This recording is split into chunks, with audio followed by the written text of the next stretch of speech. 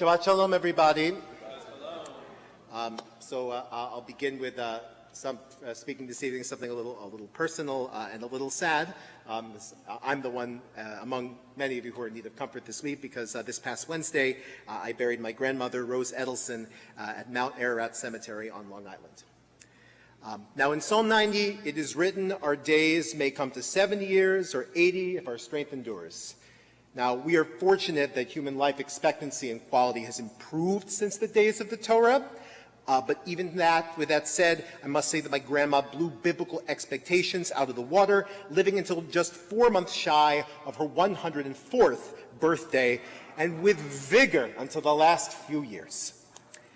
Now, we should all be blessed to live so long and with such strength. If you know any British Jews, by the way, when someone passes, you know what they say? They say, Chayim Aruchim. They say, have long life. I don't know why the British Jews invented this, but it's a very beautiful custom. Because it's something that's very human, something very human.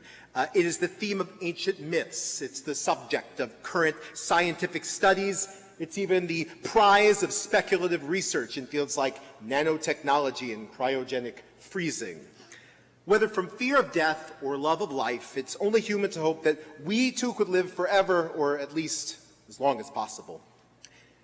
Moshe, our teacher, Moses, who, by the way, began his great spiritual odyssey of being the leader of the Jewish people at age, you know how old he was? He was 80 years old when he began. Talk about retiring and coming out of retirement, right? So when he's at the end of his journey, he tells the Jewish people of his wish in this week's parsha, which we'll read tomorrow, Vayetchanan, his wish to live just a little bit longer so that he too could cross over into the promised land. Vayetchanan, and I pleaded, he says, to cross over and see the good land on the other side of the Jordan, that good hill country and the Lebanon. And yet Moses reports that God was wrathful with him for the sake of the Jewish people, telling Moses to drop the matter and give leadership over to Yehoshua, to Joshua, for the next chapter and the next generation of his people's journey. So, while the promise of a longer life was also, like for many of us, in the heart of God's most trusted servant, Moses, the only person God met face to face, even the great prophet must face the passing of time and the passing of leadership between the generations. But I'll get back to my grandmother.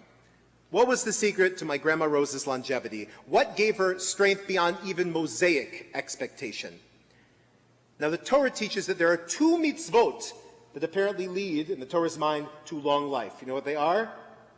One we're going to read tomorrow. It's kabed et avicha ve'et imecha. Honor your mother and father.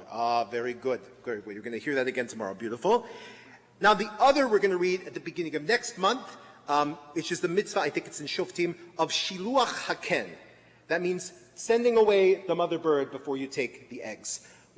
A mitzvah, which, by the way, as Dr. Tzvi Novik teaches, is actually rooted in the avoidance of cruelty when getting our food, and also the avoidance of cruelty in other parts of life.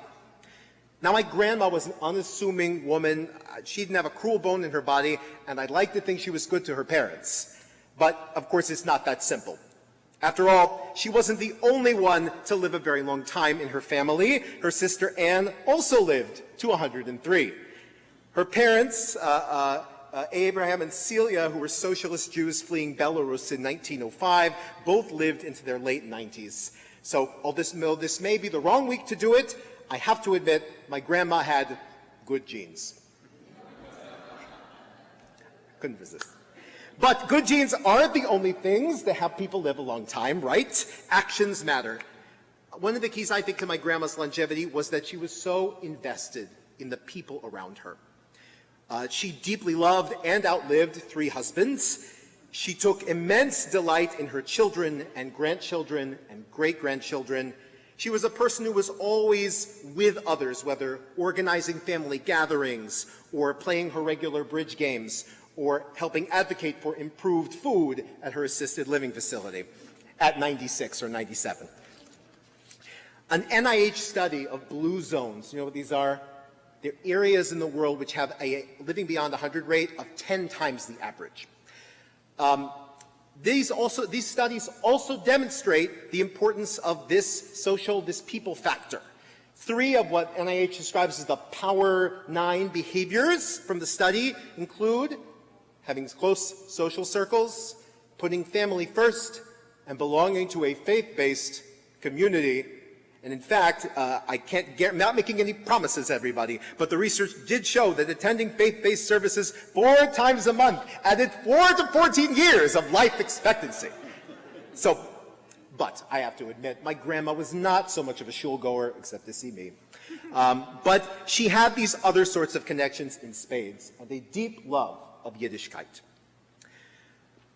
We live in a time, however, when new research is also showing that technology and social media are doing the opposite. They are actually taking years off of our lives. Recent studies show that our bodies, through overuse of this, are losing track of time and advancing aging, both in children and in adults. We're actually aging faster. Now, my grandma, who was born in 1921, in contrast, had more time in the slow, flesh and blood, analog world than anyone that I know. But there was one more life force that ran through Grandma Rose, and that was music. Now, she was not a musician, but running through her were wells of Jewish songs that she soaked up in New York a century ago, starting with the classic tunes that she learned in Yiddish school at the Workman's Circle in New York. Does anyone know what the Workman's Circle, or have a relative? I see some murmurs. Okay. It's this like old Jewish socialists, getting together and making community. Now, you might not know it to meet her, but put her in front of a piano, and up would bubble a constant stream of old melodies, all in D or G minor. We talked almost every day in the weeks leading up to her passing, and I would sing to her some of these old songs, and she would sing la da da da da da da da da, and I saw, or maybe I just wanted to see, that it was drawing her back from the end a little. It's no surprise that Jews, we describe good music as a mechaya, right? Which in Yiddish means something that gives you life. And so, my grandma's longevity, to conclude, is in some ways not special, but it was also a product of both human goods and Jewish values that we desperately need right now. Putting family first, real life, in-person community, and live music. Living to 103 and a half, it seemed as if the music of Grandma Rose would never end.